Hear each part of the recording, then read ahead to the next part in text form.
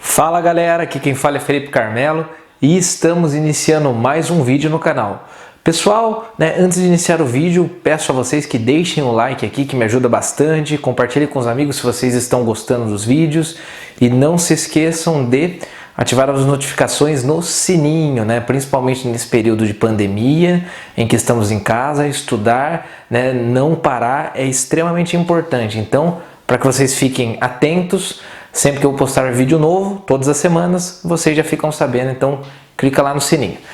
Gente, hoje eu vou falar sobre um período importantíssimo da história do Brasil, que foi o período que ficou conhecido como o Primeiro Reinado, Então, simples assim, o Primeiro Reinado foi o período em que Dom Pedro I reinou aqui no Brasil, É o primeiro período aí do Brasil enquanto império, O Império Brasileiro ele é dividido em 3 períodos: o Primeiro Reinado, o período regencial, e depois o Segundo Reinado, O maior período, o Segundo Reinado, que é o período em que Dom Pedro II governa o Brasil durante 49 anos. Mas isso fica para outro vídeo. Hoje nós falaremos do Primeiro Reinado. E por que ele é um período extremamente importante da nossa história?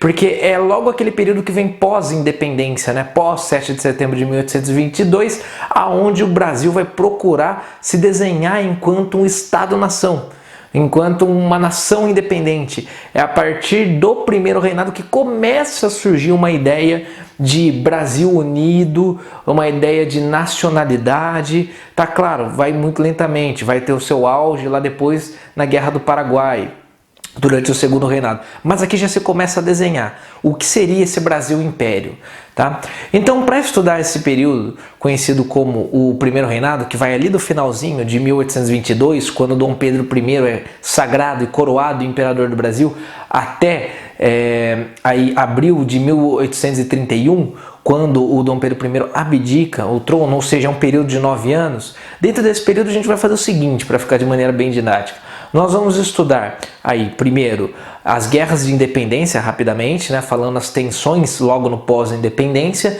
Aí falaremos um pouco da montagem do Estado brasileiro, da política interna, como que o Dom Pedro foi desenhando essa política interna junto aos políticos ao seu redor. E depois falaremos dos problemas, principalmente dos conflitos externos envolvendo especialmente a porção sul do Brasil. Tudo bem? Até a sua abdicação. Então é o seguinte, gente. Após o 7 de setembro de 1822, com o Grito do Ipiranga, com o Brasil se declarando independente em relação a Portugal, algumas regiões do Brasil começaram a se revoltar, não aceitando essa independência. Aí que fica a pergunta, como assim, Regiões do Brasil não aceitando a independência? Pois é, aqui no Brasil viviam muitos portugueses e os portugueses não ficaram nada satisfeitos com o Brasil se tornando independente em relação a Portugal. Então esses portugueses que viviam aqui no Brasil começaram a se revoltar. Foram várias as revoltas de portugueses aqui em território nacional, sendo duas aí bem emblemáticas: a Batalha de Genipapo, por exemplo, que aconteceu no Piauí, onde brasileiros ali do interior do Piauí tiveram que lutar contra tropas portuguesas, mas a mais emblemática, sem dúvida nenhuma, foi na Bahia. Tanto é que lá na Bahia eles comemoram a independência do Brasil no dia 2 de julho, porque só foi no 2 de julho de 1823 que a Bahia pôde se declarar independente de fato. Por quê? Porque após o 7 de setembro, tropas portuguesas dominaram a Bahia, e não aceitaram a independência do Brasil. E aí o Dom Pedro I teve que começar a enviar tropas para lutar. Lembrando que nesse momento nós não tínhamos ainda um exército unificado, Então o Dom Pedro I teve que contratar alguns mercenários, contratar alguns experientes de guerra europeus, para começar a montar esse exército brasileiro. Aí destaque para a figura da Maria Quitéria, a primeira mulher a atuar no exército brasileiro, baiana, que teve que se vestir de homem para poder lutar, porque naquela época não permitiam mulheres no setor militar, e ela acabou até liderando mulheres e ajudou a libertar a Bahia e para a Bahia poder declarar também a sua independência, juntamente com o restante do Brasil. Beleza? Bom, então vemos que nesse início foi tenso, Muitos portugueses habitavam o Brasil e eles não aceitavam essa independência. E o próprio Dom Pedro I, não vai ser uma unanimidade, porque o fato de ele ser um monarca português causava desconfiança em alguns brasileiros. Tá? Mas agora, passando para a questão da política interna e essa montagem do Estado, o mais importante de vocês entenderem era que Dom Pedro I, vamos lembrar, tinha convocado uma Assembleia Constituinte, afinal ele seria um monarca do Brasil, e esse acordo ele fez com a elite brasileira, né, com os políticos da elite, mas não um monarca absolutista. Então ele deveria governar de maneira constitucional.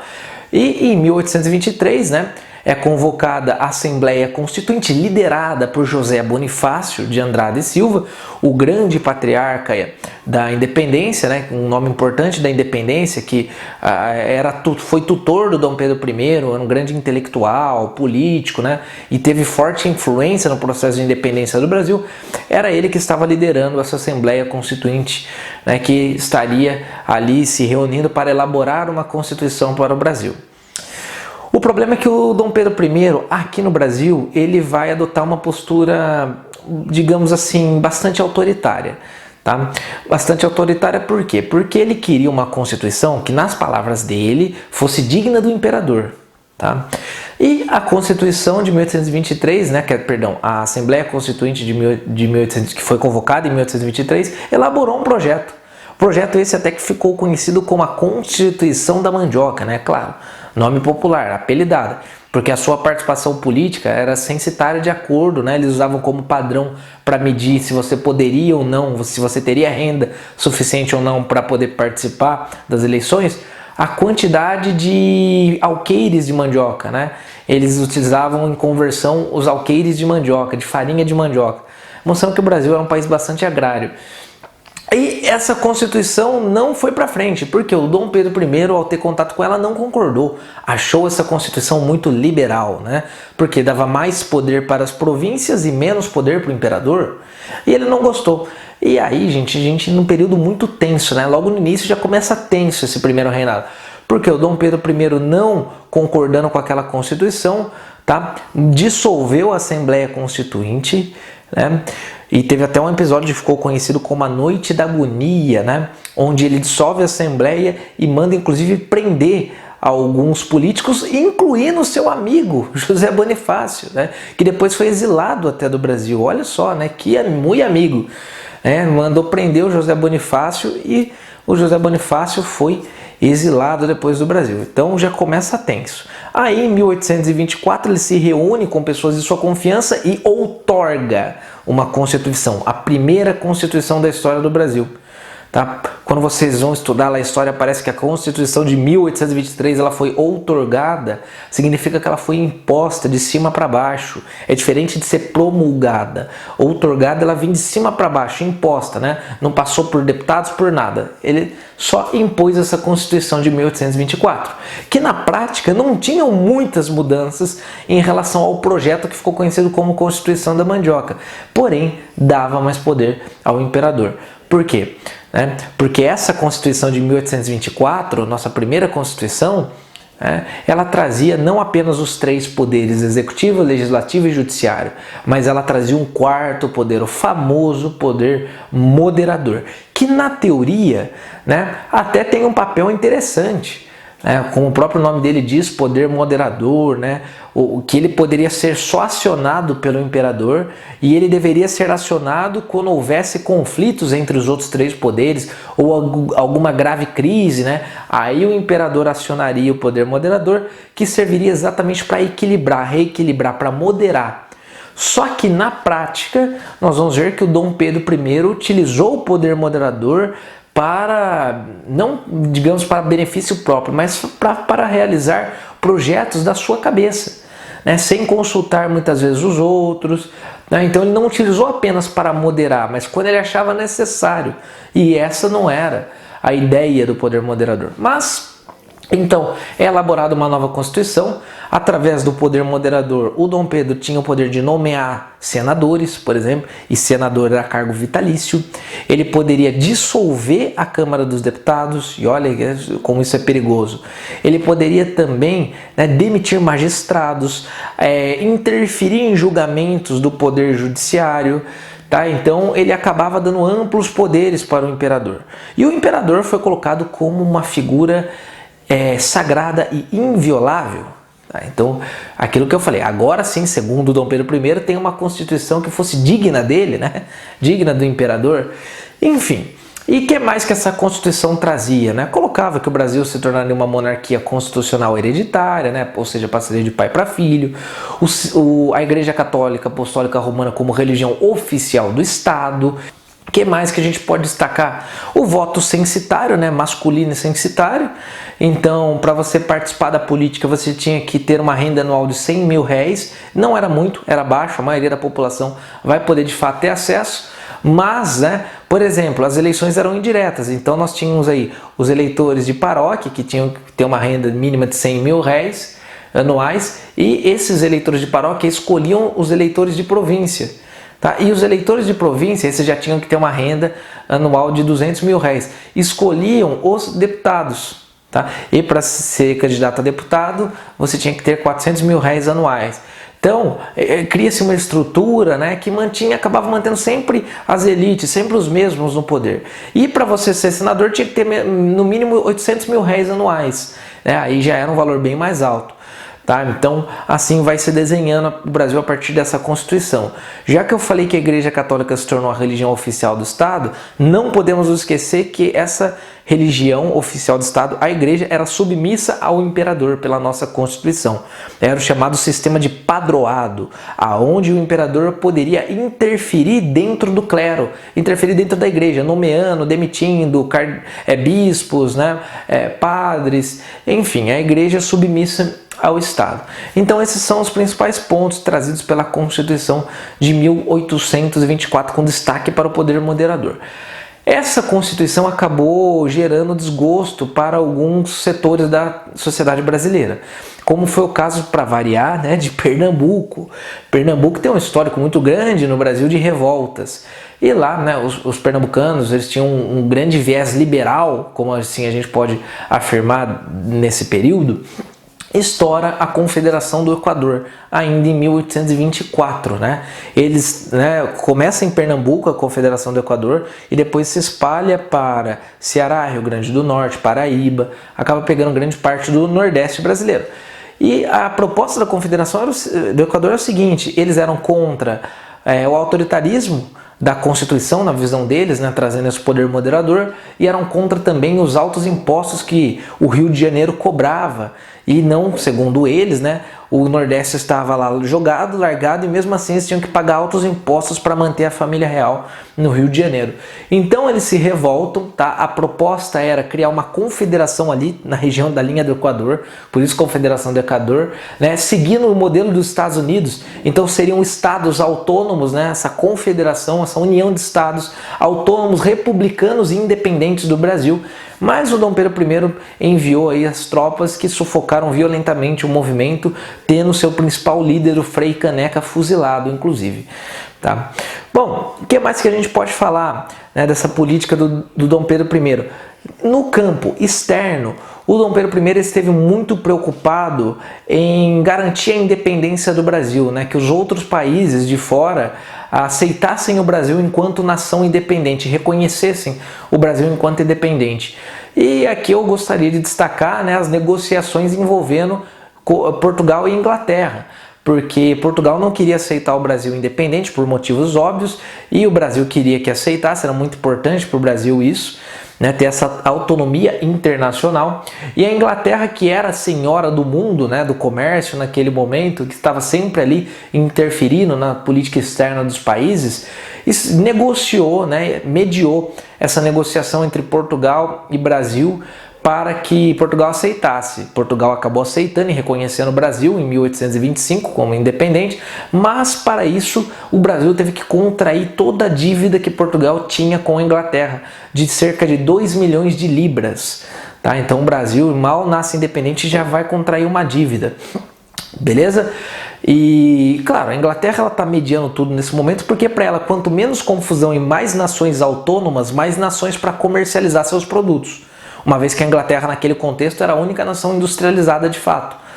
Por isso que a Inglaterra vai estar sempre mediando, evitando confusões, defendendo a autonomia das nações, né? No caso do Brasil, que já era um grande parceiro comercial da Inglaterra desde o período joanino, não podemos nos esquecer disso. Bom, Uma coisa que desgastou muito o governo Dom Pedro I, sem dúvida nenhuma, foi a famosa Guerra da Cisplatina, né, ali entre 1825 e 1828. Vamos lembrar, durante o período joanino, o Dom João VI anexou para o Brasil a chamada Banda Oriental, que passou a ser chamada de Província Cisplatina, o atual Uruguai. O problema disso tudo é que essa região nunca se sentiu pertencente ao Brasil. Nem o português eles falavam espanhol, tinham sido colônias da Espanha. Então, culturalmente falando, se sentiam distantes, nunca aceitaram fazer parte do Brasil, essa que é a verdade. E para piorar a situação, a Argentina tinha interesses na região e começou a insuflar ali a revolta da província cisplatina contra o Brasil, porque a Argentina queria aquela região para ela. E aí, a partir de 1825, então começa a Guerra da Cisplatina, envolvendo Argentina e Brasil, né, disputando aí a região da província cisplatina. Isso, gente, esses 3 anos de guerra desgastaram muito o governo Dom Pedro I, porque os gastos foram excessivos, tanto é que em 1829 o Banco do Brasil declara falência. Inclusive, o Brasil teve gastos excessivos com essa guerra, muitos soldados brasileiros morreram nessa guerra e no final de tudo o Brasil perdeu a província cisplatina. Mais uma vez vem a Inglaterra, coloca fim no conflito em 1828 e cria a nação aí que nós vamos conhecer como Uruguai no ano de 1828. Mais uma vez, era interessante para a Inglaterra uma região autônoma independente, mais uma para poder comercializar com ela. Então o Brasil saiu perdendo em tudo durante a Guerra da Cisplatina. Bom, somados a tudo isso, o governo Dom Pedro I estava bastante desgastado, né? Ele se envolvendo em escândalos pessoais, a própria esposa dele, a grande Maria Leopoldina, né, que teve participação importantíssima também na independência do Brasil, né, foi várias vezes traída, né, esses escândalos vinham à tona, principalmente em relação a Domitila de Castro, a famosa Marquesa de Santos, que ganhou esse título, né, somente por ser amante de Dom Pedro I. Então escândalos, né, ele pulando a cerca sempre, ela acabou até falecendo, a Leopoldina, em 1826. Os escândalos pessoais da sua vida, ele sendo acusado de autoritário por conta de usar o poder moderador quando queria, né? Teve a questão da Guerra da Cisplatina, tudo isso foi desgastando muito o governo do Dom Pedro I. E para piorar a situação, o pai dele, o Dom João VI, né, faleceu lá em Portugal. Pela tradição, ele, Dom Pedro I, deveria voltar para Portugal e assumir o trono por ser o filho mais velho. Ele preferiu ficar aqui no Brasil, mandou a sua filha, né, ainda muito jovem, assumir o trono no lugar dele lá em Portugal, só que quem não aceitou nada disso, o irmão dele mais novo, o Dom Miguel. E aí estoura uma guerra civil lá em Portugal, entre os miguelistas e aqueles que queriam que o Dom Pedro I assumisse o trono de Portugal. E o que o Dom Pedro I faz? Começa a utilizar recursos brasileiros para financiar a guerra civil contra o seu irmão lá em Portugal. Isso causou mais estresse ainda dos brasileiros, que afirmavam que o Dom Pedro I voltaria lá e recolonizaria o Brasil. Então a situação de desgaste dele era muito grande naquele contexto. A situação só piorava em 1830, um jornalista opositor ao Dom Pedro I é encontrado morto, é assassinado em 1830. A situação em cima do Dom Pedro I fica ainda pior. Aí ele, retornando de uma viagem, né, que ele tinha feito, ele estava retornando para o Rio de Janeiro e alguns portugueses fizeram uma série de festejos ali para receber o Dom Pedro I, e os brasileiros que já estavam revoltados contra o Dom Pedro I se revoltaram contra os portugueses que tinham realizado aqueles festejos para recebê-lo de volta e começam a se matar literalmente nas ruas do Rio de Janeiro. Foi um episódio conhecido como a Noite das Garrafadas, né? Depois de tudo isso, gente, o Dom Pedro I já percebe que ele não tem mais respeito de grande parte da população, especialmente dos brasileiros. Ele só tinha apoio naquele contexto dos portugueses. Ele conseguiu minar toda a popularidade dele, então ele acaba abdicando ao trono em abril de 1831, deixando aqui o seu filho, que ainda era uma criança de 5 anos, que será o Dom Pedro II. É aí que o Brasil entra num período muito tenso, né, onde o Dom Pedro II ainda não tem idade para assumir o trono, e o governo brasileiro vai ficar sob o comando das chamadas regências. Tudo bem, gente? Eu espero então que vocês tenham gostado. Um forte abraço e até a próxima.